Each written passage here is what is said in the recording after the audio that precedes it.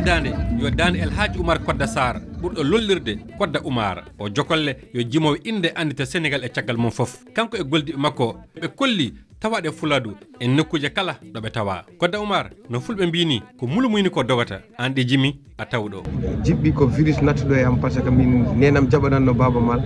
les années 80 donc ɗon taw minen miɗen Dakar e bacci tama en kamɓe fof il est chabi en ɓe garano galle men ɓe mbaɗa répétition ɗon non noon miɗo jooɗo miɗo hetto ha jibbi ɗi natti kam noon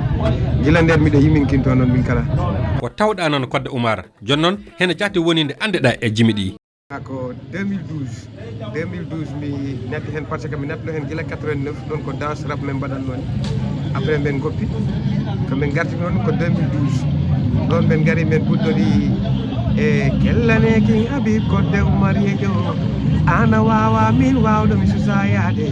ɗuma pokkinmi e lawol tan fala leɗɗe ɗon ɓen puɗɗori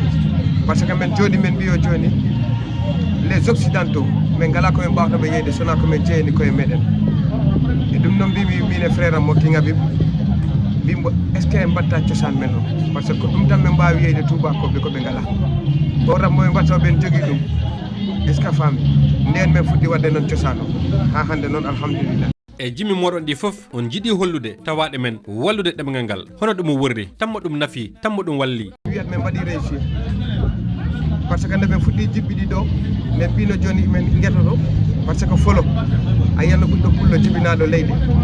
so ari sa salminimo e ɗemgal maɗa mboyama qu'est ce qu'il dit min mbino noon ɗum min kaɓoto ɗum ha ɓiɓɓe jibinaɓe ɓiɓɓe fulɓe jibinaɓe leyɗe ɓe kamɓe fof ɓe kaala pular o wattu miɗo jooɗi Espagne te mbiɗa andi min mbaɗi ɗum réussir par ce que ɓiɓɓe fulɓe ɓurɓe men nande pular nan toon jibina ɗon est ce que a faami ɗon deuxiémement min mbino comme pour min mbaɗa promouvoir culture amen o par ce que a yahatno e dennaboji e peraji wona bonke mais ko Youssou Ndour en Omar Pène en ten nanannoɗa e mbiya pourquoi pas minen kala min jaaha morceauji amen ɗi nani e dennaboji e peraji par ce que ɗi yoni pour min gadda culture amen o parce que la culture c'est tout ce qui nous reste après avoir tout perdu ɗon kala alhamdulillah rabbil alamin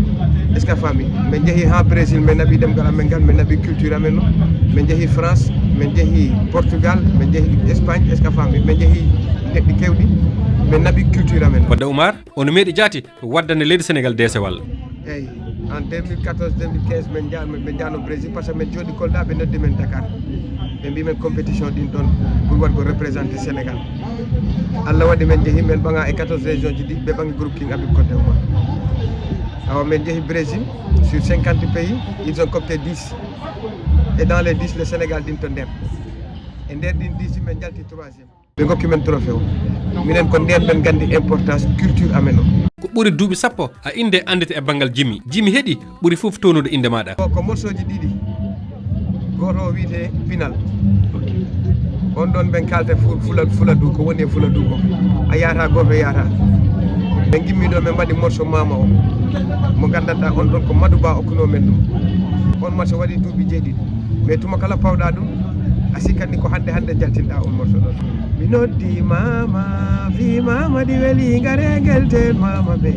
fi mama ɗi weeli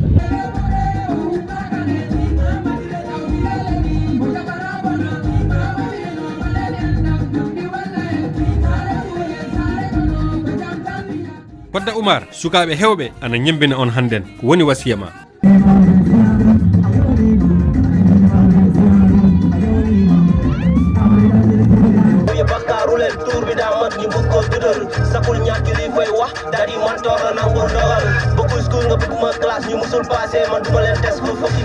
no ɗon ko yettere Allah